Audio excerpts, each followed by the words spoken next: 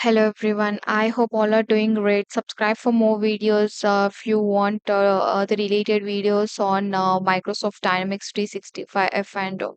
Okay, so let's go ahead. So today in this session you are going to learn about the models, like how to remove a model and overview of that model. So basically, model is something like if you wanted to add any objects, so if you wanted to add any elements, so what we do is we do the model. I mean, we create a model. That's the only prior thing which you have to do before creating any objects. Okay, so model can be used in many ways, and sometimes we will get the scenarios where we need to remove our model. So it may be based on, like, let's say there is a practice VM, or if there is a demonstration, or you are getting a complete errors in your model where you cannot be resolved.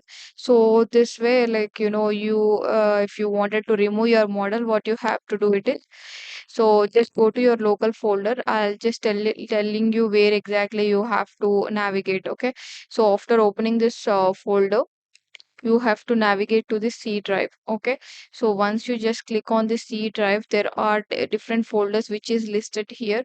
Under this folders, select the first one only. Okay, AOS. So once you select the AOS, here there are three folders where you have to select all the models can be stored in this packages local directory. Okay, just click on this packages local directory where you are able to find all the models which is related for you.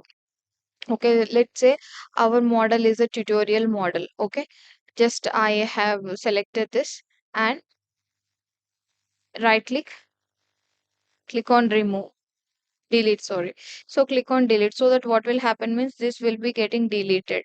So, like, if sometimes if you doesn't log in with the admin, so it doesn't allow you to delete it. So that is also one case.